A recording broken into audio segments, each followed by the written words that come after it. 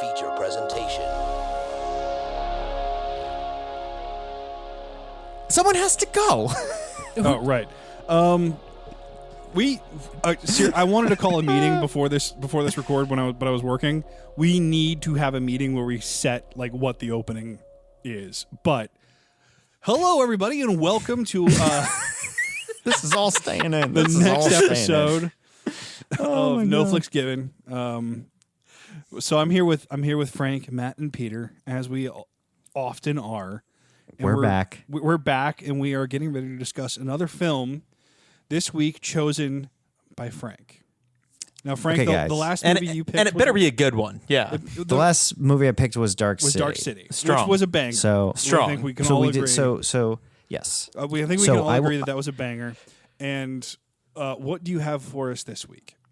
Okay. So you guys have to. Well, I'm going to say you have to forgive me, but then you're going to be very pleasantly surprised with this. So I was on the same page as Matt before last episode, where it's like, okay, we got a lot of tough ones we've done, a lot of dark ones. Let's do something we all love and like just go back and revisit it. So this is in that vein, and I almost changed it because like we did The Great Outdoors, and it's like a light like movie, but it's just different enough. And I haven't seen this since like 2012, honestly. So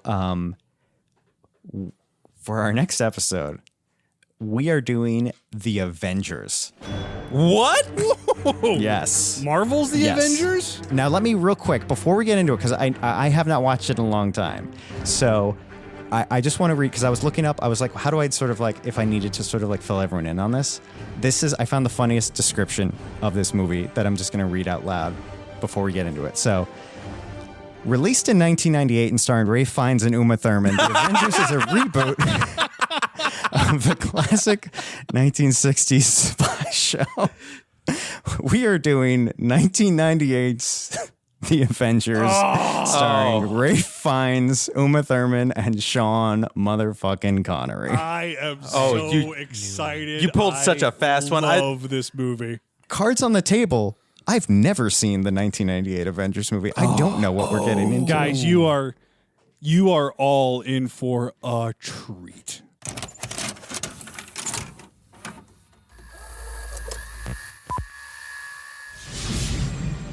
Now is the winter of your discontent. The weather is no longer in God's hands, but in mine. Hundreds of millions will die. They'll drown, burn, freeze. And this is merely the beginning.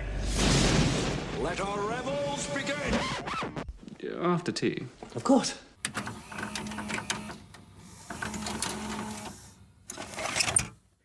All right. We're back.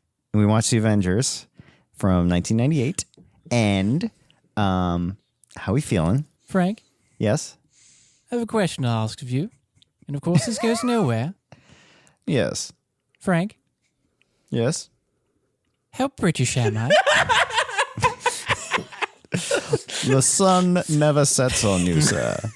Now, establishing that I am British, if we run the gamut from H to Z, you see, I didn't say A to Z.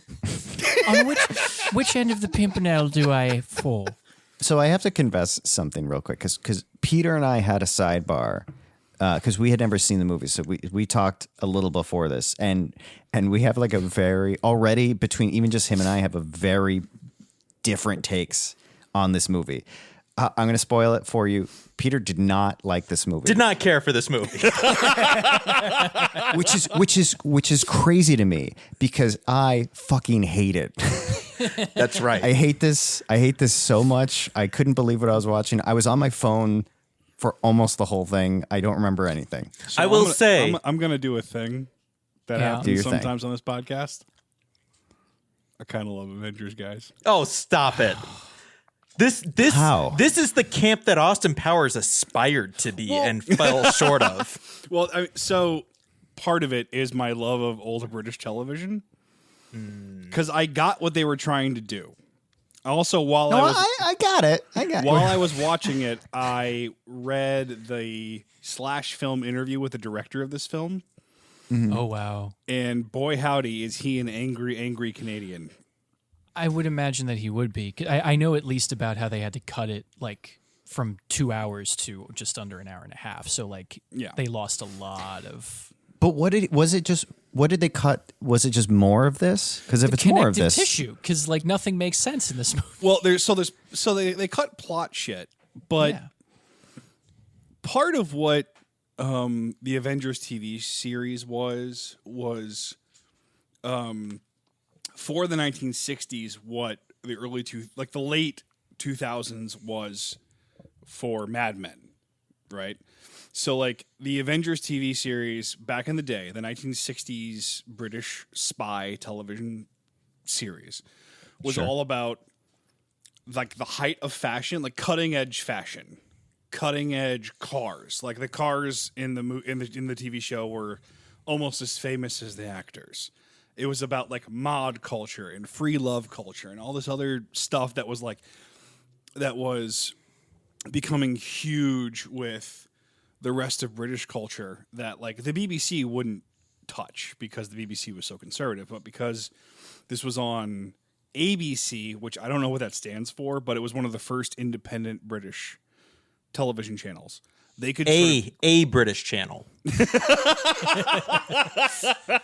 was right there, and he took it. They could sort of go there. So the whole like her and like the tight leather suit thing, that was like a very mod culture thing. It was like sort of like you take biker culture cat suit, and smash it together with like high fashion. And if this movie had been successful, it would have been the Mad Men of the 90s. It would have made the 60s. See, that's a controversial opinion. I don't. But that's the problem, is that it utterly fails at conveying that coolness. That image. It just feels uptight and British. Like artificially British. Well, and you also have to feel like the first Austin Powers movie comes out the year before. Yeah. They knew and better. It's a huge hit. And it completely just takes the entire wind out of the sails because you can't do anything with that anymore because it all just feels like a lampoon of British culture in the 60s. And I have to wonder if that was the reason that Warner Brothers was like, we're pulling budget. You have to cut this shit out of the script because we already know it's going to be a flop because of Austin Powers. Well, yes. So, I mean, cutting to the conversation I was planning on having 20 minutes from now. This is your history lesson? This is the history lesson. So, well, wait, should we just say like what the movie is? I feel like we don't really do a good job. We really should start doing that. Okay. This movie broke us. Frank, you picked the movie. So yes. It's up to you to tell us what happens in the film. Dude, I cannot stress how much I was on Reddit on my phone while this was playing. Like, I couldn't believe it. Just scenes. So basically, the plot is you have. I'm going to try to get the names right. John Steed is Ralph Fiennes. He's a classic British agent, gentleman spy character with a bowler hat. And then you have Mrs. Peele. Mrs. Peele. Who I mean, I'm sure that's from the show where it was just Mrs. Peele and they never talk about the husband and it's just Mrs. Peele, whatever. Dr. Right? Mrs. Peele. Yes. Dr. Mrs. Peele. Dr. They didn't Emma mention Peele. they didn't actually expand on the that she's married element at all, right? She just calls herself Mrs. That's all. And do they in the movie? Yeah, they mentioned that her husband died in the line of duty. Oh, see, I completely missed it. But okay, so the plot is Mrs. Peele is a suspect in a weather-related. I have to talk about the weather. Sean Connery's Can we wacky talk weather about the machine. weather? I'm dying to talk to you about the weather. So Mrs. Peele is a meteorologist of some kind who is framed, or they think she is. She's framed because there's a clone of her somewhere running around. This is how the movie's appearing in my head. This all happens in this movie. Yeah, don't stop me. So You're on a roll. A clone of Uma Thurman's character, Mrs. Peele, steals some meteorological super weapon thing that controls the weather. And Mrs. Peele, obviously, to clear her name, she has to team up with John Steed to find out who is really the person doing it. They suspect it's this other megalomaniac, weather-crazed psycho, and luckily, it just so happens to work out where he is the guy doing it. But who is it, Frank? And it's Sir Sean Connery. Yes. In a Teletubbies bear costume at one point. And then a kilt for another scene. And you know what's funny that watching this, that a lot of stuff came back to me where this must have been a trailer in front of a VHS tape I grew up with that I watched all the time as a kid, because there are lines in this that are burned into my mind that I haven't thought about in 20 years, with like Sean Connery saying his speech about like the cities will drown, they'll burn, they'll free, like all his whole like evil speech kind of thing. So anyway, they thwart him. That's kind of it. I don't know what happens in the middle of this movie. There's a little bit of they have Stuff. to kill the clone thing. There is this weird mother and father thing with these other two British people that I found just utterly repulsive and weird. And I'm sure it was from the show. Eddie And that's Izzard another is thing there. where I'm just like, Eddie Izzard is just there, and they have Eddie just- Izzard was so pissed. is practicing the character he's going to play in Mystery Men not a year later. Yeah. Except they actually give him some fucking lines in Mystery Men, True. Apart from His- Oh Fuck, the one which PG-13 fuck Oh, that fuck. was allowed. which I'm late in the pretty movie. positive isn't even him doing It's the not him. ADR That's line. not Yeah. him. No. No. So, but the gimmick of it is, it's obviously for anyone who is now Googling AARP. This was a show in the '60s that you know and grew up with, and it was just like a spy show. It was like it was a Charlie's Angels kind of like, there's a million of these that they came out '60s and '70s. They had all of these, and British basically Charlie's it's just- Angels is probably the best way to describe it. Yeah. Probably, and it's just like, it's literally just like, you don't have the money to do James Bond movies, so let's do this smaller scale. It's like Diet James Bond, basically. But before Connor And- begins his history lesson, the only fact I want to share about this movie is that they are invited to or consume tea 6 times in this movie. Yeah, that tracks. Yeah. Once in the car. How British is it? So British. Okay, so I have a not a history lesson, but I have a rabbit hole. I'm gonna pull you all down later. Okay. But for now, Connor, please just take it away. The Okay. floor is yours. So to fully understand Avengers, Would you like some tea first before we? I'm good. Thank you. Thank you. To fully understand the Avengers movie, I think it was just called. No, it was called The Avengers. The Avengers, A yeah. solid 15 years before the really famous Avengers movie came out.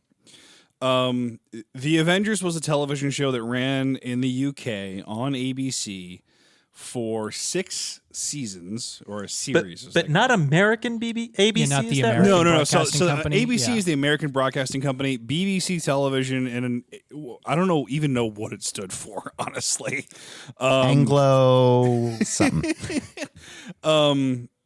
So in the UK for a long time, for in the early stages of television, if we want to go back this far, the television was made by the government. It was the British Broadcasting Company. It was sort of an offshoot of the government. In the 60s, independent television stations, companies started to emerge, and one of them was ABC. And I think initially they only ran during the weekends. ABC had like one show that ran, that like one independently produced show. Then they would do like reruns and like syndicated stuff. Until they came up with the show The Avengers.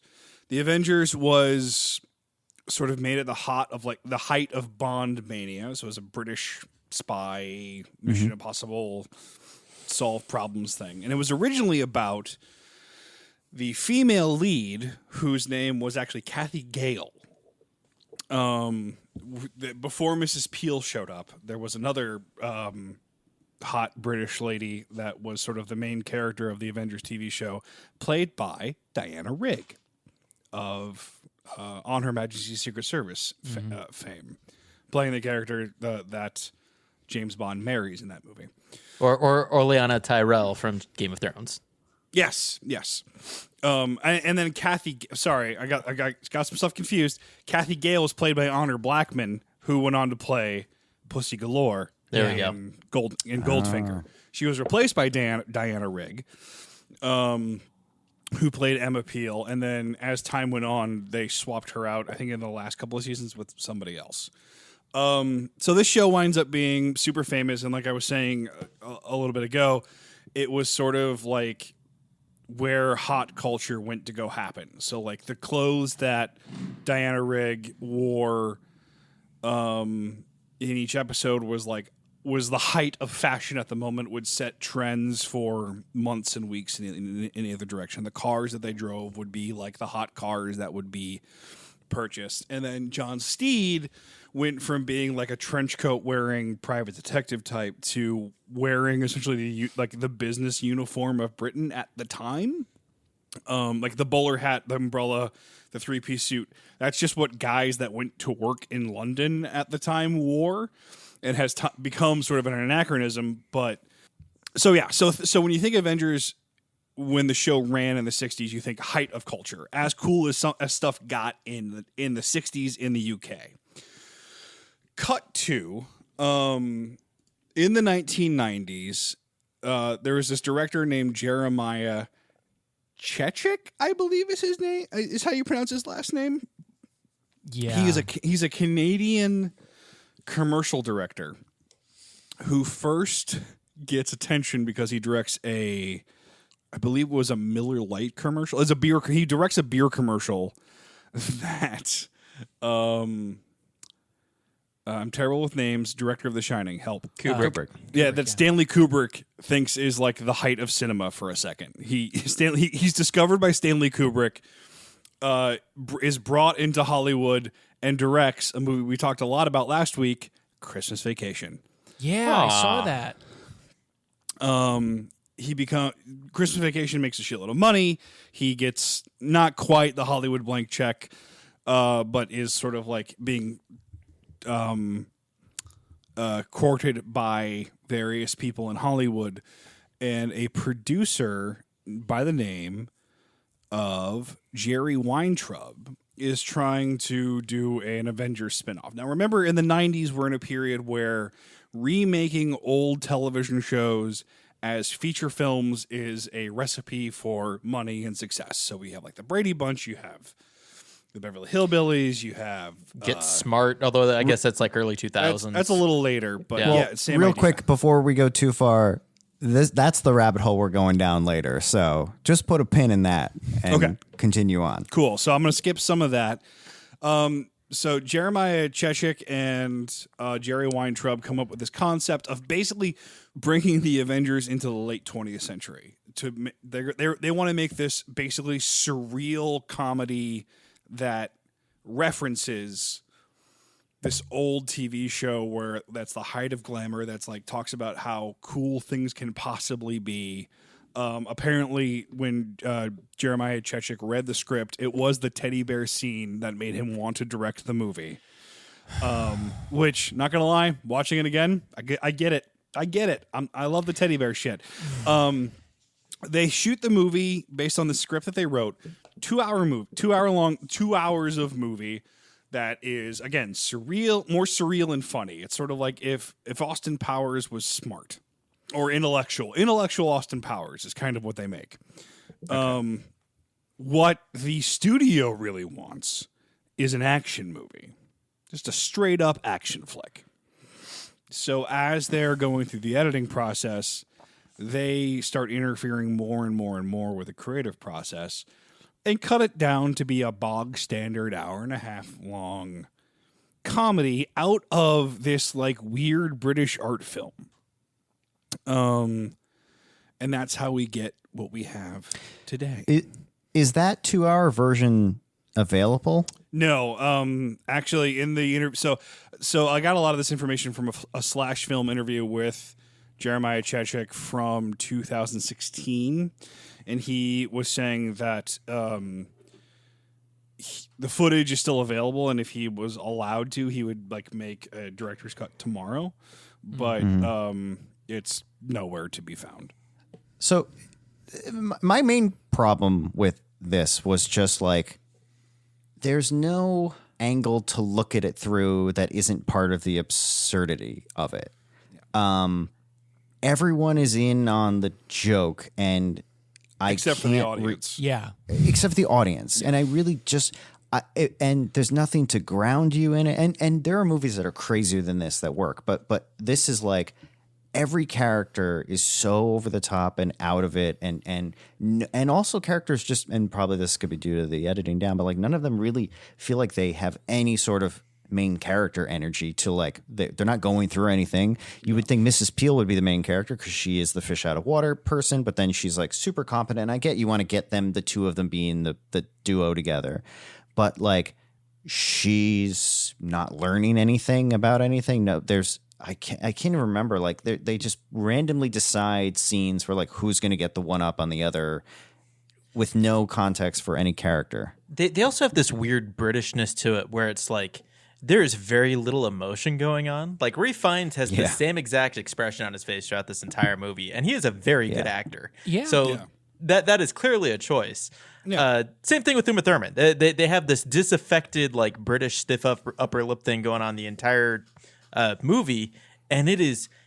They look like robots. They look like straight up robots. So the way it comes up with a combination of the dialogue and the delivery for most of it, especially like the when I was thinking of it as the opening, the sequence where they're driving together and just saying words at each other, I was sitting there going, I feel like I'm playing Skyrim and these are two NPCs that are just having a conversation that means nothing. Like behind me, and it's just happening and has little to nothing to do with what I'm focused on. Which I think in the original incarnation of the movie, that was the joke. Like the stiff upper lip Britishness of it all was what was funny about it. But that gets lost. Yeah. It's like watching the 1966 Batman TV series without understanding that it's a comedy. Yeah. Yeah. I don't know if you could do that. I think with Batman, it's so in your face with how goofy it is right out of the gate. We're like this, but the way what they decide to leave in the movie, this is so frustrating how few times they don't go for the joke. Yeah. And there's just something where it's like, okay, that's silly, I guess, but like, is this supposed to be a funny moment like Austin Powers, or is this supposed to be part of the real plot? Like, what am I supposed to, there's no distinction between like what I'm laughing at and what's a spoof and what is like structurally there for the plot. Yeah. It's also very dry British humor. It is. Yeah. I was gonna say even with the '60s Batman, to the kids it was serious as a heart attack, and there were jokes in there for the adults, but in this I see neither. Yeah, no, I mean they're in British humor. Like if you watch The British Office, there's a sort of like agreement between the people that make the show and the audience that what we are all entering into right now from the very beginning is a joke. There's no invitation to it. There's just an understanding between everybody. When you laugh, your brain releases endorphins, yeah? Your stress hormones are reduced and the oxygen supply to your blood is increased. So you feel, I try and laugh several times a day just because it makes you feel good. So let's try that. Hey? just come on, trust me, you'll feel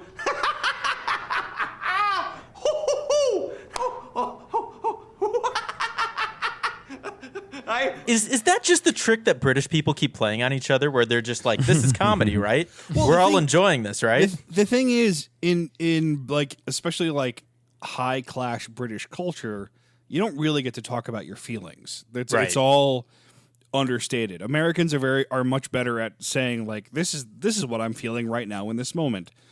The British, again, especially in that era amongst that particular class, are much more repressed in their ability to be honest with each other. So a lot of the humor is subtext that is all sort of everybody like making eye contact, like, you get my joke? Yeah, you get that joke? It's a funny joke, yes.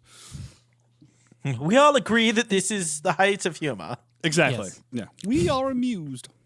Yeah, I think, and the major failing here is the studio trying to wrest control of the original theme of the movie and the tone of the movie, and trying to just turn it into it's 90 minutes of action spy bullshit. Is it though? Because there must be full sequences in here that remain that I'm just like I don't. I didn't really feel anything at any point with this. And so I can't imagine adding 30 minutes to whatever this is would recontextualize it to a degree where I'd fundamentally change my feeling on it. I feel like that might be, honestly, there's, to me, just viewing this, that could be the studio saw it. They got what he was trying to do, wasn't working, and was like, let's cut our losses, cut it down, be an action movie. Like, let's try to get a few more screenings in. And in his eyes, yes, they butchered a movie that would have worked, but like, maybe it wouldn't have worked. Like, I don't know if this would have landed, because this is, I did not laugh. Well, I mean, that's the tragedy of it, is that we won't get to see, Right. to compare it. Yeah.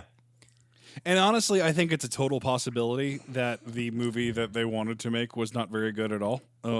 Yeah. You know, I mean, like part of the humor of the movie is understanding that Sean Connery, the ultimate James Bond, is playing a James Bond villain. Yeah. Yeah. Like, you have to be able to enjoy the movie at that, like, meta level. Yeah. That's so that's not remotely funny to me that he's just in it, because he's not playing like a trope, like he's not playing against type necessarily. He's just being Sean Connery as the bad guy. Ah, yes, the monsoons. You can get 10 Yeah, inches no, overnight. all right, can we talk about the weather? Can we please talk about the weather? Because if you put a gun to my head and you said, based on what you watched, describe the plot of the 60s Avengers show, I would have to include every plot was weather related, because they could not shut up about the weather. Is Mrs. Peele a meteorologist in the show, and it's always No. connected to that? She's just like a, so is she's that just a Spy. spy. Yeah. She's just another spy. So like, what are we doing with the weather? Why did they throw that in there? It makes it feel so foundational. The joke is, Frank, that the only thing British people talk about is the weather. And that the thing that will save them all is an umbrella. Right. That I guarantee you that's what the joke is. John Steed always has an umbrella. The major villain is a guy that can fuck with the weather. Yeah. It's so not funny. The amount of shoveling you need to do to find that level to the joke, you're too exhausted to laugh. Like, there's nothing. Yeah, see, as a guy that watched the old Wallace and Gromit claymation movies back when I was a kid, and who my grandmother loved what I called British geriatric comedy, which is like One Foot in the Grave and Faulty Towers and there was an was it Keeping Up Appearances? If you and Are You Being Served? Yeah, I was just steeped just steeped enough in that kind of Peter's taking off his headphones and he's leaving the room. Going straight past the altar, heading down the ramp. Real quick, I just want to make sure that I'm clear with this. Every single piece of British pop culture you've been mentioning, I love. Like, this is not a disconnect with me and British comedy at all. I'm a huge fan of all of that stuff. Love the British Office, and I feel like I have to make that clear. Where it's like, I get the British humor thing. I am not the problem. It's them. This is not British the humor. children who are I'm wrong. total. I know the thing that as often happens in our show, Frank. I'm totally on board that we had very different experiences of this film. It is totally like a lens that we are looking at the movie through. Thing. I know. I'm disappointed because like, this should be something I can get on board with, where it's just like, this is easy. It's colorful. Like, it's fast. Like, let's go with it. But like, man, especially when Matt, you're talking about that car scene of them. Like, I was sitting there and I'm like, if Family Guy had a cutaway joke where it was like, and now let's cut to an episode of the Avengers, and it's just that scene, it would just play out exactly like that. It feels like it's its own satire without being in on that version of the joke, because yes, it's funny that the banter is so over the top, but like, that's all they got, and they're doing it for 90 minutes. So Matt, what did you think? I feel like we haven't heard enough from you yet. I did not know that was what they were going for based off of what Connor was talking about. So you had seen it though, right? I had seen it. So my this. parents rented this as a kid, and I saw this when it came out. So I remember, like, I had forgotten about the teddy bears until I saw them again. I was like, oh, Christ, I forgot this movie. But, like, I remember Sean Connery being the bad guy. We predominantly rented it because my mom will always watch a movie that has Sean Connery in it. Fair. So that was probably the impetus for it. And I don't remember, like, I remember we watched it, and I don't, like it was like we watched it. I remember like the bits and pieces of it, and I understood at least because my dad, I think, at some point had seen some of the '60s show, so like he was able to explain some of the basic concepts of it. But other than that, that was my experience with the Avengers up until watching it today, and then I was just it. Now I understand what they were going for, but it just it was hard for me to keep my attention on it. Right? So personal story of Connor. This movie was released in the middle of August of 1998, which is where they dump movies that they have to release contractually, basically. Yeah. I saw this movie alone when in 98 I was 12. No, I was about to be 12 in August of 98. So I was 11. I saw this movie alone in a theater with two. If this story ends with you saying, and that's how I fell in love with movies, I'm going to lose my fucking mind. Well, this won't come So as you're alone in the theater, yeah. This Go won't ahead. come as a huge surprise to you guys who know me. I was a bit of a loner as a kid. And sometimes I would just go do shit by myself. So my mom dropped me off at a movie theater, and I was me alone in a movie theater with like two adult men who I remember as the lights went down, one of them said, "Please don't suck," which I am assuming is them talking about the movie. Connor, did you accidentally like infiltrate like a gay sex ring as an 11-year-old? I certainly hope not. I mean, were the two men sitting next to each other? The fact that I didn't remember like 90% of this movie was not comforting to me. The one thing I did remember was the teddy bear on the glass elevator that points at them, like, yeah, which I laughed at then and I laugh at now. And I remember at the time being like, "This is bad. This is a bad movie. This is not a good movie. The people that made this movie didn't do a good job." yeah. But I also liked everything back then. So, Yeah, I Frank, you look like you're processing something.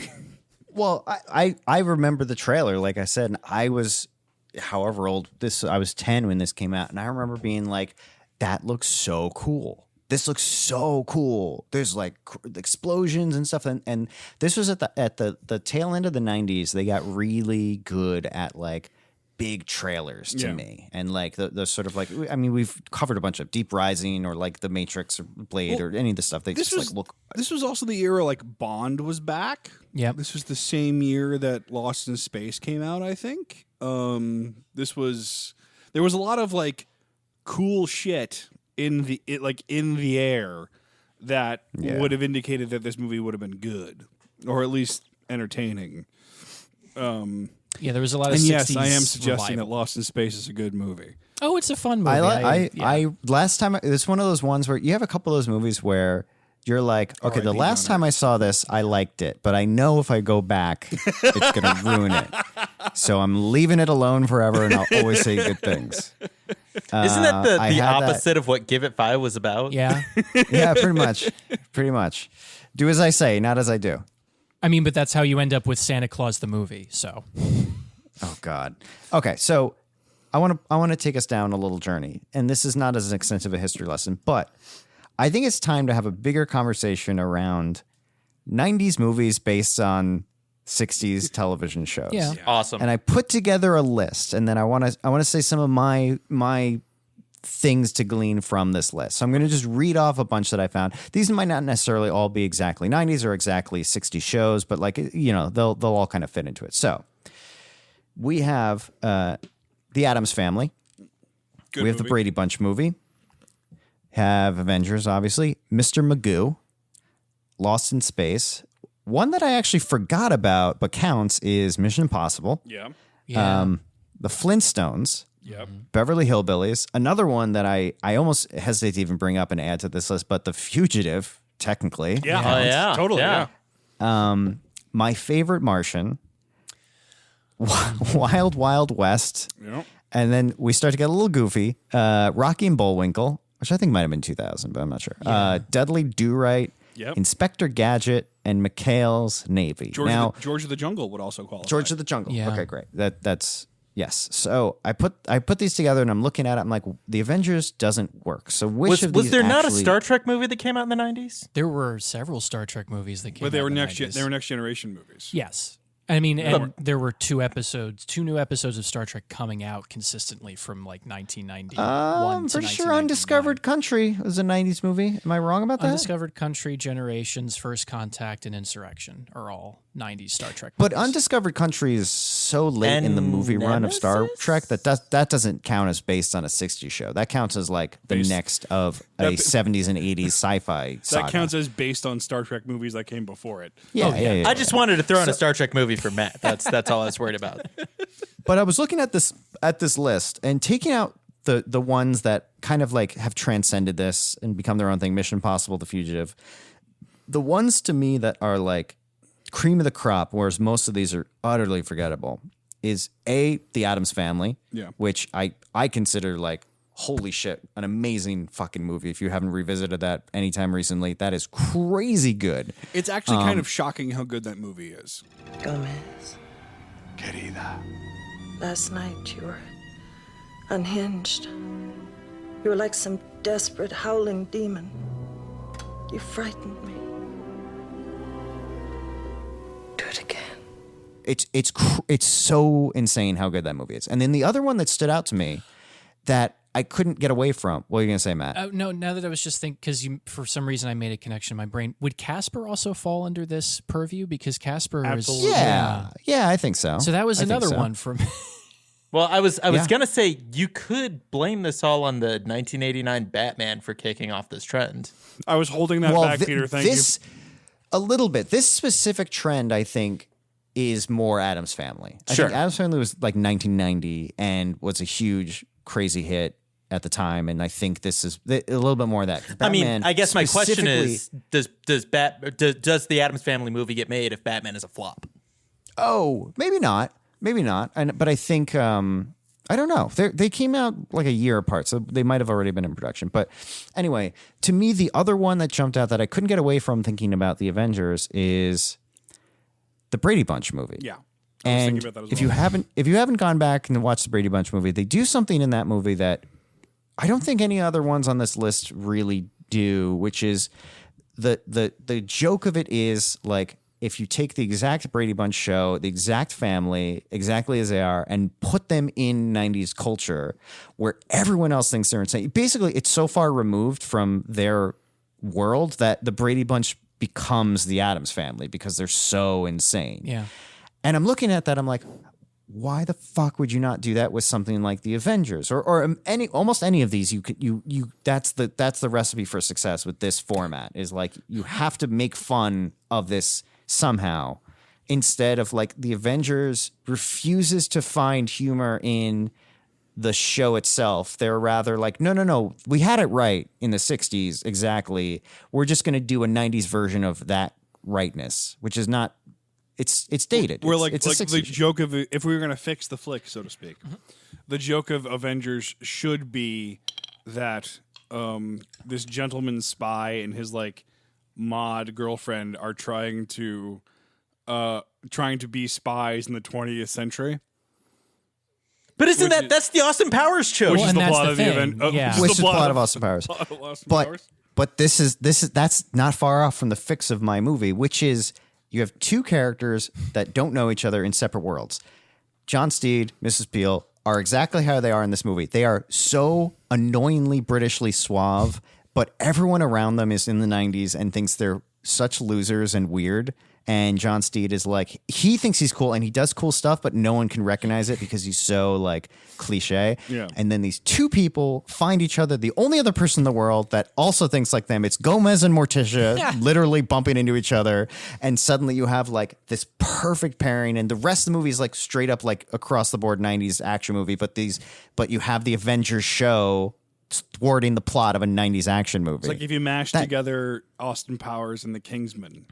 Yeah, a little bit. Yeah. Also, but that's what you do with this. another adaptation, The Saint, that came out around the same time. Oh shit! Is that the Val Kilmer? Val Kilmer plays a gentleman thief that was from like old time radio.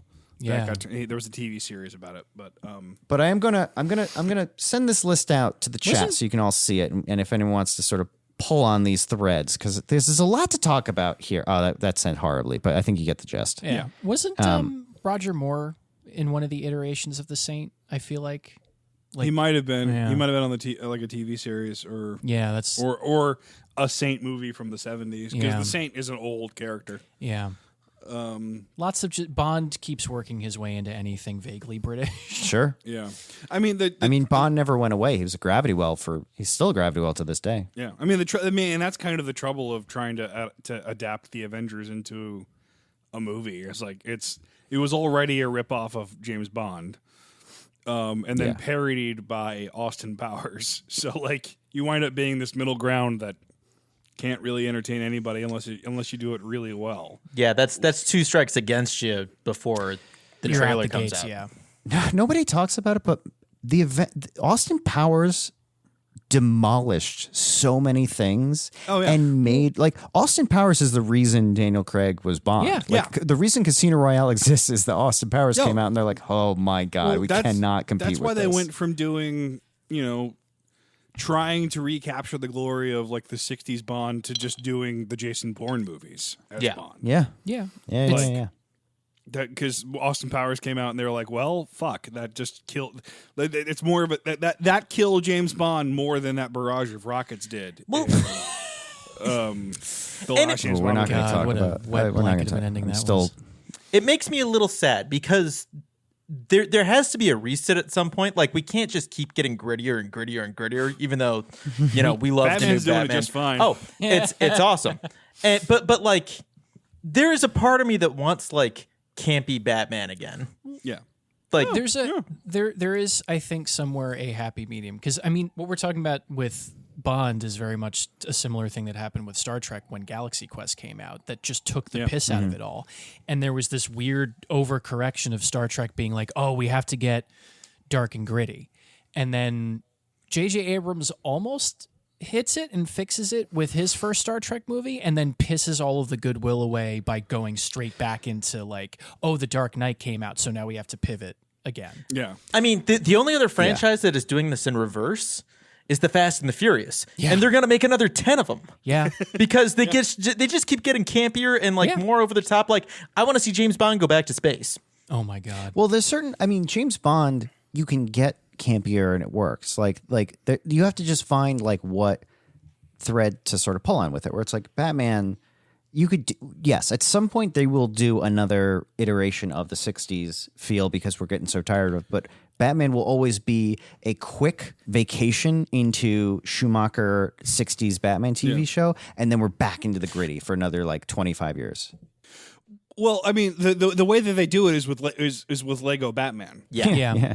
That's like they do parody Batman shit in a not for adults audience. Well, and wasn't the Dietrich Bader, was it Batman the Brave and the Bold or something like that? That was very on much Cartoon in that. Network? Yeah, that was very much in that. I heard time, that was too. good. So it has I a heard place. That was okay. Yeah. Yeah.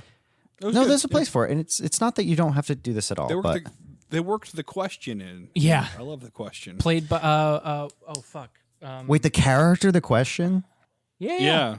That's crazy. That's a deep cut. He's my. If I was going to make a DC movie like tomorrow, Oh, it would be sure. the question movie. Same. I would love that. He'll never get a movie ever. But I would Well, love the whole that. point of the whole point of the question comic books, when the question comic books are really good, was how bad of a superhero he was. He was just terrible at his job.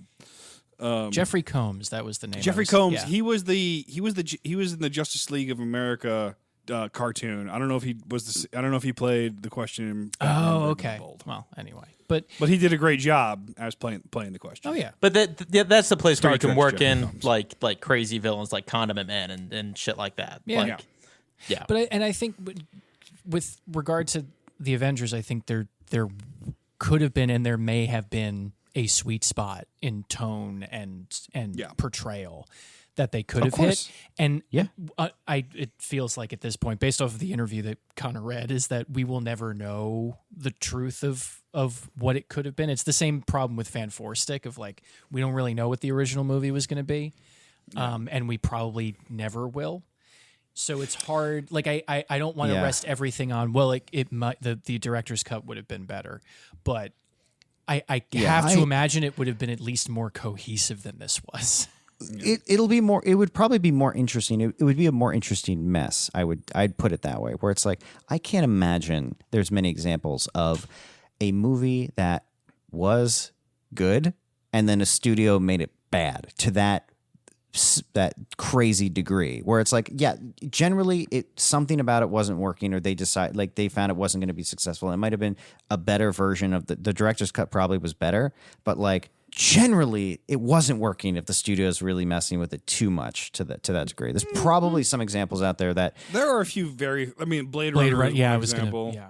The Crow 2. But Blade Runner was still good when it came out. There's a better version of it. Have you seen as a director's cut? But theatrical? The Crow City of Angels is my sort of example of that. Because guess who got involved? The fucking Weinsteins. Yeah. They were just like, remake the first one. The first one did really good. Yeah. And the director of that really wanted to do something different and interesting with it. Yeah. There's a great bad flicks about that. Yeah, Kingdom of Heaven's another example for me where like the theatrical cut of Kingdom of Heaven does not work and does not make sense. But if you sit down and actually watch his cut of it, you're like, oh, it's this really is good. An entirely different fucking film. really, I have to sit down and do the director's cut of that movie. Oh, it's one of my I didn't favorite. hate Kingdom of Heaven, but I knew it was definitely like not. It has some of the same problems that the Avengers has, where they've cut out so much stuff that you spend so much time trying to think about, like, what's this character doing, or like, how did we get to here, and everything else, that you're losing what they're even showing you anyway. Yeah. And I can't believe how little we've talked about the plot of the Avengers. It's really kind of secondary. Yeah. Although it's interesting, the trailer that we've referenced a few times has shots from the director's quote unquote director's cut of the film that did not make it into the final cut of the movie. My belief and understanding based on the original trailer that I remember. That might have honestly been on the Lost in Space VHS. Now that I'm thinking, that would make sense. Had a lot more of the Uma Thurman clone shit going on. Yeah, like the whole like how now brown cow thing in the red phone box thing. I think was actually like a plot point of like them solving the riddle of how to get into the red phone box secret tunnels or whatever to get to the bad guy. It totally feels like a payoff that was never or barely set up.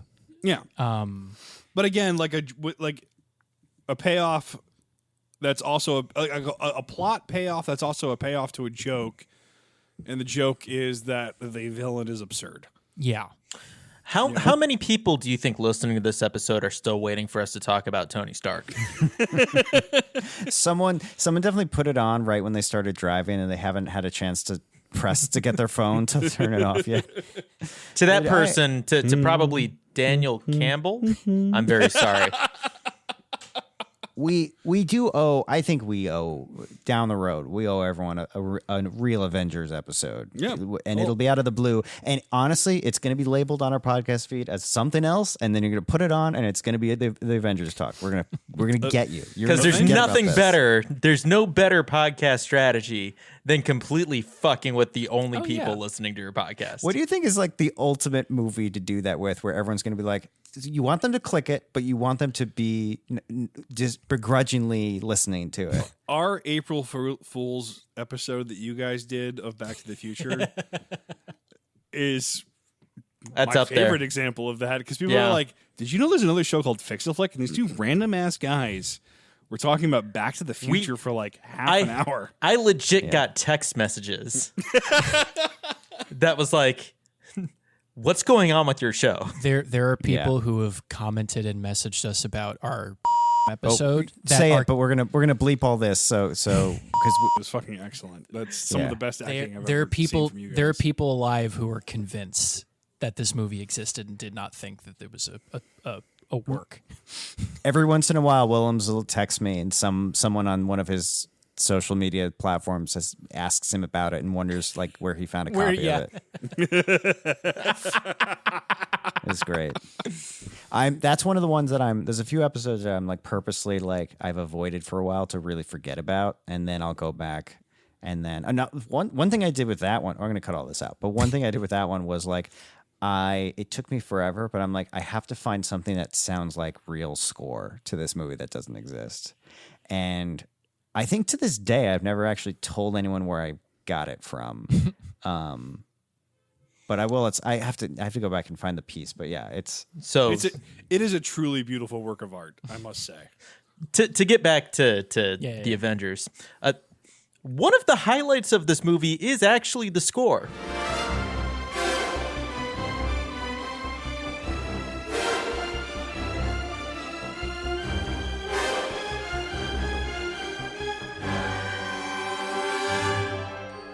It's not good for this movie, but I bet listening to it on its own, it's a pretty good score.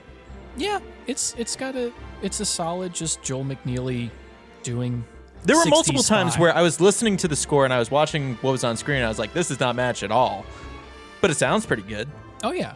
No, like that and that was the thing I noticed watching is that for the most part, nobody's cheaping. Well, okay, there's one caveat is that the digital effects are, and I cannot stress this enough, Power Rangers the movie level. Correct. Yes. Yeah. When Although I admired, like for the wasp, the bee. Oh, when chase. Waspinator from Beast Wars shows up, yeah. Yes, those. I did admire the way that they combined the practical models of the wasps with the CGI Yes. nastiness of it all. Effort was put in. It did not age well. But again, I did not feel like they were cheaping out on anything necessarily. Yeah, there's a great moment where one of the wasps that's on fire is obviously thrown onto a puddle of gasoline so that the fire will grow and burn. And I noticed it, and it made me laugh, and I enjoyed the hell out of it. For the, like, obviously there's a prop guy just off camera that just sort of drops it into frame. I love it when I'm watching a movie that is failing where I can see the filmmakers having a good time making it. And it felt like for the shooting portion of the process where they made the film, they had a good time. They still had hope. Well, like Ralph Fiennes is having a good time with his character. Uma Thurman is like having fun pretending to be British. Sean Connery, who was sort of like a proto Bruce Willis in that like the latter bit of his career, like, why are you even here if you don't want to be here? I don't like that about you. He needed to provide that Frank Langella from Cutthroat Island. Cutthroat Island, yeah. No, he's having he's having a really good time. Although that scene where Uma Thurman is drugged, and he is obviously going to sexually assault her is not cool. No. Don't not care cool. for that. Nope. Makes it feel icky. And Don't care. honestly, makes a lot of the rest of James Bond feel icky as well. I mean, just have you it's gone got back that and weird watched- sort of reverse quality. Yeah. You did an interview in which you said, it's not the worst thing to slap a woman now and then. As I remember, you said you don't do it with a clenched fist. It's better to do it with an open hand. Yeah. Remember that? Yeah. Yeah. And I didn't love that. I haven't changed my opinion. You haven't? No. But I was trying to figure out for the life of me whether or not Sean Connery wanted to be there, because there are moments where it seems like he's leaning into the performance, and there are other moments where he doesn't have the energy that he needs to be the egomaniacal person that he's trying to play. Like when he's being kind of dead serious and cold and calculating, it works because it's just his shtick anyway. But he doesn't ever, like, except for his speech when he's done up in, Scotland the Brave. Just Like, So Scottish. Jesus, yeah, He loves being that man loves being Scottish. that was probably don't what know. heightened his performance in that scene. Sean Connery kind of got out of the game before he got to like phone it in about everything. Like, I mean, the last movie he was in was League of Extraordinary Gentlemen. Yeah. Which we will do on this show. I love that movie. Oh yeah. Because I just rewatched it recently, and it will make a good episode. Excellent. because the reason he did that was because he was offered the role of Morpheus in The Matrix. He didn't get it. Yeah. Passed on it. Passed on Gandalf. Passed on Gandalf as well. He passed on a whole bunch of stuff that he didn't get.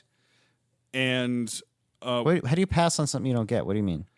like He read the script and didn't like, He was didn't offered it. understand. Like so like they Sorry. I thought you meant he I didn't get it. I didn't get the part. No. He sorry. so like he was the first choice for Gandalf. He was the first choice for Morpheus. He read both those scripts, didn't understand what was going on, and just passed. So Because he was almost 80. well, because he was older, and he's like a working class dude, and like that's just not his jam. Which fair enough. Yeah. But both those movies wound up being humongous. So here's a Screen Rant list of all of the roles that Sean Connery passed on. Gandalf from Lord of the Rings, John Hammond, Jurassic Park, Morpheus or the Architect in the Matrix franchise, Albus Dumbledore, Harry Potter, Rick Deckard, Blade Runner, Wow. That would have been a different movie. Wait. Simon Gruber in Die Hard with a Vengeance. I'm trying to picture how old Sean Connery was during Blade Runner time. He would have been 50. He would have been in his Yeah. 30s, 20s. He would have been older than Harrison Ford. He would That have is been, true. He was born in 30s, 19. 40s. He was born in the 20s. Sean Connery was So born he in would have been, like, his 1930. 50s. Yeah. Yeah, he would have been like Never Say Never Again Bond. Yeah. Oh yeah. He passed on God in Star Trek V.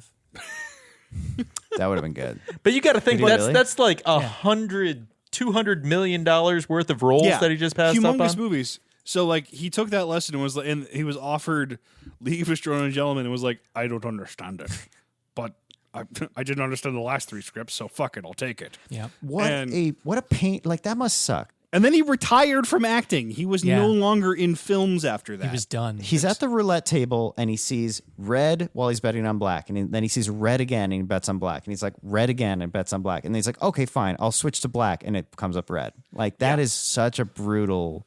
I mean, he had some good movies here and there, in The Rock, and there has to be something else in the 90s. Yeah, no, Sean Connery still had a substantial career. Yeah, no, he did fine. But yeah, But he was always playing like working class dudes, which is, what he should have been doing. even when he was in a fantastical setting, he was always playing like not simple, but just like commoner working class dude. Even when he was playing King Arthur, he was commoner working class King Arthur. Yeah, with the exception of this movie where he is playing a Bond. The thing is, he's playing. Not only is he playing a Bond villain, but he's playing the enemy of the Scottish. He's playing British nobility. Yeah. And he is saying in his acting, I hate these people. They are evil. And he's also getting to play a villain, which I don't think he did very much. Yeah. in his No, career, and he if at all. in a stronger script, he'd be a good villain, I think. Yeah. He's playing has this. to be I something. mean, you're where- right, Peter. He is Frank Langelling the hell out of this role. Where he's Well, just like, I would like to see more Frank Langella. Yeah, that's I the thing. don't- I don't know if he Yes. gets there. I don't think he's having that much fun. I think he should be having more fun. Yeah. no, he's clearly not having a good time when he's doing the sword fighting, which is why the fighting scenes Yeah. suck. I'm not even sure he's having a good time when he's in the teddy bear suit. Yeah, he's having a good time in the teddy bear suit, and he's having a great time in the kilt. Yeah, that's Yeah. that.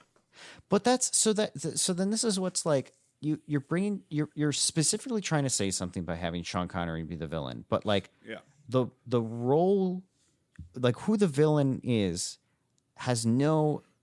You decided after the script was done that it'd be fun to have like a Bond actor play the villain, without like taking it any further in terms of like what the villain means. It doesn't like it. What you do if you're going to go that route, you could do a lot of things. One of the things, if you want to go the obvious, probably not the best way, is like you have him be like he was a British agent, like he was the John Steed of his day, and now he's like John Steed has to go up against like the old guard kind of thing, and now he's like an Alec Trevelyan kind of figure. or you have him play like full on megalomaniac. Instead, he never really gets megalomaniac-y to the degree that you'd want a Bond villain to play off. There is a moment in the greenhouse where he does that. Oh, all of that scene is Yeah. I have no memory of a greenhouse in this entire film. Where he's like, I made the weather thing myself. It was all me. And he's got Uma Thurman by the neck. Yeah. Which, again, I suspect that was Sean Connery's idea. Sounds like Well, no, he needed to like shut her that. up. He had something to say. Yeah, I don't. Yep. That was fine. I had no problem with that. But Yeah. Monster. You're a monster. He's a monster. We're all monsters. But I think that's a perfect example of he's given the material to work with, but doesn't quite get there. Yeah. Well, and also, who knows what they cut? What they? Oh cut yeah, around. no, and that's that. It goes back to the original. That's the frustrating thing with this movie is we don't. You're watching the movie that they released, not the movie that they were trying to make. Yeah. And it's hard to judge anybody's performance, actor, director, anybody. Yeah. When a movie is as compromised as it is, as this movie is. Yeah. Because again, it could have sucked. The director's cut of this movie could be just as bad as the movie that we got, but we'll never know. there's no version where it wouldn't have been more interesting to watch, though. I'm sure it would have been less studio right across the bow plane about it. It would have been that would have been a more interesting train wreck if it was bad. It would have been more nuts. It would have been have you ever seen Phantom of the Paradise? No. Oh, we need to do Phantom of the Paradise. It's one of Brian De Palma's first films, and it's just... Oh, I think I know. Is it the Phantom of the Opera thing that is... Yeah. Yo, I know what you're talking about. I've just not seen it. Yeah. And it's just pure it of a movie. It makes no fucking... What It's a mess. the fuck am I looking at? Yep. Mm-hmm. I've And you know who that is behind that mask? Oh, God, it looks like something the Power Rangers would fight. Yeah. The guy behind that mask is the guy that writes all the music for the Muppets. Good Lord. Yeah. No. That's the villain of the movie. The guy behind the mask. The guy behind the mask was one of Brian De Palma's guys. Actually, we should bring back Gabe for that episode. This looks awesome. Yeah, we should Creepy watch Bill. this. It's a great movie that is a total mess. And it would have been, and I think that if the Avengers if the director of the Avengers, who's, I'm going to say his name again, Jeremiah Chechik, if Jeremiah Chechik got his way, I think would have been as insane as Phantom of the Paradise. Yeah, I would be. Release the Chechik cut. There you go. Yeah. Give Chechik the negatives. Well, what do we have to lose? And I think at least based off of what I was reading, we know that there was at least one cut of the movie that was at 2 hours because I think they screened it to people. So it in some shape or form existed. So it wouldn't take a whole lot of effort to just, hey, $10. Well, and that gets back to my Mad Men thing because I think that what he was going for in the original version of this movie was to recapture that that moment of glamour from the mid to late 60s that Mad Men wound up capturing and popularizing. Yeah. That was kind of denied to this movie. Yeah. I didn't see the glamour here. I really Really? I really didn't see the glamour. 'Cause I didn't think they photographed it glamorously. There's also there is that, but Uma Thurman is in a different outfit is in a different era of the 60s in every shot. There's some stuff where she's all dressed up like mod style. She's got that glamorous long leather trench coat in one scene. There's one scene where she's dressed up like Jackie O. Yeah. So that's actually a good question. Was this supposed to take place in the 60s? I wanted to bring this up because someone mentioned that it was taking place in the 90s. It takes place in whatever time Archer takes place in, where you have all the convenience of modern technology. But I don't think it's I don't think they were trying to set it specifically in the 90s. It was just it's London, and then that's it, and use the aesthetics of the 60s show that they wanted to use because there isn't a whole lot else that would say, oh, now we're in the modern day. I think it's supposed to be out of time, so it doesn't. date itself any more than it does by virtue of being a 60s property. And it was the last moment that you could get away with that because it was right before you had the internet be a major component of everyday life. Yeah. Very much so. Can we touch on the mother and father of it all? Like, we haven't talked about that. And I'm assuming in the show, if I had to guess, mother was the character, but I would imagine it was more like a voice like Charlie and Charlie's Angels kind of feel. I don't know how much it was mother was like the M of the show, and mother was also in a wheelchair. Yep. Okay. There was no father, and also would like do a thing where like some like appear in a scene where somebody in a wheelchair could just not be like up a bunch of stairs, like on top of like the Old Bailey or whatever, and that was part of the joke. Mm-hmm. I like that's kind of funny. There was no father character. Father was not there. No, that was invented for that. It just felt okay. It's fine, whatever. But it was like that kind of thing where it was like, so macaroons look delicious. I don't know if you guys have had a macaroon before. They're great. Not those massive ones that they had in the movie. No, I've had like the little great. French ones. Well, so there's like the French macaroon, which is like there's like macarons it's and like macaroons. 2 cookies. Yeah. There's macaroons and there's macarons, and then there's like the American version of it, which is like a pile of coconut dipped in baked and then dipped in chocolate. there's nothing to put my feet on to be like. I needed I needed, and this is like bottom of the barrel. All I needed was like John, like one of them has an intern that just gets hired, and it's like straight up a 90s American kid that it just is not getting, but is trying to like, it doesn't want to like get fired. You want so the it's trying to, exposition like, character? just like the character that not shows up so necessarily everything can exposition. be explained to them? I just need someone to acknowledge the absurdity a little bit in the sense of it, because there's because this whole world is in on the joke, in which case it's like nothing's funny because like it's just it's like a silly world that everyone is playing it straight, and therefore like, is it supposed to be funny, or am I supposed to believe this world? I need someone to find this absurd in the movie. Ray Fiennes should literally be winking at the camera every other scene. Yeah. He almost does. Anytime they had like the subtitle like type on screen of like, you know, like father, head of security, the ministry. Mm-hmm. I definitely heard the Austin Powers dun dun dun dun dun dun. Yeah. Dun, dun, dun. That's a really good cue, and I never really respected how much that's in my head. Where I knew all you had to say was Austin Powers, and the music came in. Yeah. I never think about the Austin Powers score, but that's really good. It's really good. It's super useful, and like, and it's also like it's not like anything that was ever in like 60s spy movies, but you know, sounds just enough like it that it makes total sense. Yeah. I mean, part of it too is you could almost keep the 90-minute cut of the movie, but like the way that you enter this world is 3 minutes of like the credits to Perfect Dark. So you're being set up for a very different movie than what you're getting. Like if it had been a more hokey, tongue-in-cheek, psychedelic credit sequence, you'd be like, okay, this isn't going to be this more grounded, whatever, like type toned film.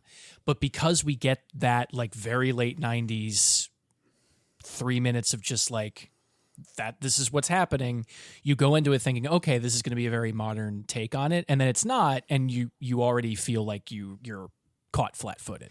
I think the scene you're supposed to be like, oh, I get it now, is the John Steed introduction where he just keeps getting attacked by people. And I'm watching it and I'm sitting there and I'm like, okay, I get what they're doing.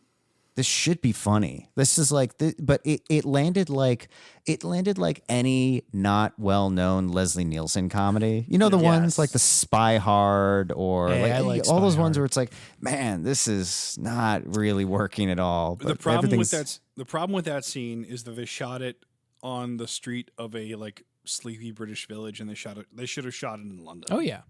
As it is, it feels like Hot Fuzz, where it's like the whole thing, like the whole joke is that like the elderly British lady has a submachine gun in her pram, and if they had there isn't, so the old 1980s 90s Sherlock Holmes TV series had an opening that was exactly this, where he went along the street and he got accosted by some ruffians and he fought them off, and then the opening credits started, and he did the same thing with the umbrella, using it as like a thing to lift him up, but instead he kicked one of his assailants in the face, and they had like blood all over their face. Yeah. So it was like kind of gritty. Yeah, and I think that was just like a budget thing. Yeah. You know. What is it with the English and umbrellas? I know it. It rains there a lot. Yeah, I just between this and that and Kingsman. If you guys are looking for a birthday present for me, an umbrella with a sword in it is a good gift. Just I saying. cannot wait to get to the age where it's appropriate for me to have a cane with a sword in it. What's the youngest you can be where that's I mean, cool? I 'Cause if you're was like, going to say I know a guy who has one who's younger than I am, but he's not cool. See, see that I had to walk that's around with a some- cane for about a year because of a leg accident, and the number of people that asked me like if I was going to get the sword with the cane in it, and I thought about it for about half a second. Yeah. And then I just pictured myself in a fedora and a trench coat, and I said, "No." Yeah, you that's can't do it. exactly That's the where my thing. head It's- goes. it- You that's the- cannot you might as well have an umbrella with the samurai sword handle on it, like one of those Exactly. guys. You're just like, Yeah. fuck This- off. The sword and the cane is the umbrella, is the fedora and trench coat of our age. Actually, when I was at your wedding, Peter, and I had a cane because I had That's right. recently Oh, right. Yeah. broken my foot. People asked me if my cane had a sword in it, which it did not, unfortunately. I need a little bit more gray in my beard before that happens. Yeah, you need to be able to you have to make louder noises when you get up and sit down. That's part of it. And you also have to be at an age where like people actually listen to you. Like that's another part of it. Like adults listen to you. Yeah. You also need to be in a situation where you might be accosted by ruffians. Yeah. Which It's not a lot of ruffians left anymore. No, They're like there's not- there's straight not. up, yeah. They're I mean, at like your age, murderers and thieves you and might stuff. get jumped by some guys. Yeah. But you won't be accosted by ruffians. No, a it's lost art. rarely I find myself accosted by ruffians these days in this era. I did not enjoy this. Me neither, and I'm glad it's done, and I'm glad we're done talking about it. I had fun watching the film. I had more fun talking to you. I had more guys fun talking about it. Yes. I was looking forward to this conversation. I did not care for the movie. I did not care for the movie. I would if ever there was a director's cut that was released, I would watch it for the academic exercise. I would wait for you three to watch it and tell me if I should watch it. But- That's what I would do. Yes. Jeremiah Chechik, by the way, went on to have a very successful career directing television. That doesn't surprise me. Good. I'm Good glad. for No him. one. Yeah. Everyone. No. This isn't like career-ending bad. Yeah. Well, and we're also not mad at him. No, We're mad at the No. studio. No. Of course not. Yeah. Of course not. With the list of '90s movies based on TV shows from the '60s that I put there, I'm curious which ones stand out to you guys that you found yourself enjoying, because we've all seen most of these. I think. Well, Mission Impossible is. I'm not counting. Yeah, it's yeah, the that's- outlier, like because that turned into a franchise that And The worked Fugitive. out. And it was I think directed by the- Brian well, De and Palma. the Fugitive is its own kind of like supernova, because it's like a really excellent film that Yeah. spawned a sequel that didn't have Harrison Yep. Ford in it. U.S. Marshals. Yeah, which is a good movie as well. I am a Lost in Space apologist. Oh yeah. I think I am too. I still to this day, one of the coolest shots in all of cinema Yes, to I me know exactly what you're thinking about. is when fucking Joey from Friends like has that Yep. armored head thing come up. But it's not just that the armored head thing is cool, because it's an amazing design, but the framing of it. It starts behind him. I can't turn my head because I have the microphone, but it starts coming. You see the back of his head. It comes up behind him, and then as it comes to the top of his head, he turns to face the camera, and it finishes coming down. Yeah. Framed perfectly. Oh, And then he aims this awesome gun and turns his head to the side. It's way better than that movie. Oh, it is deserves. cool. But I did enjoy Lost in Space. I had that gun for a long time. I don't know where that is, but I miss it terribly. Yeah. I mean, from this list, yeah, that would probably be the outlier. I know that Wild Wild West did not age well, despite the fact that I probably enjoyed it as a child. I think I'd enjoy it a little bit now. It's goofy enough. Yeah. I don't know. That's worth a revisit. McHale's Navy's one I'm curious about. Matt, you haven't seen it, but I'd actually really like to make you see it at some point. All right. Well, what was the up periscope? I feel like is Down Well, Periscope. no, but I so always because mix there I is an mix those up too. I think there. I feel like that's the good version of that movie. Yeah, they're very similar. But McHale's Navy has a great Tim Curry villain performance, so that's you always can't fun. really put a price on that. Yeah. Sergeant Bilko, another one of those. Oh, is that based on a show? It is apparently. Yeah.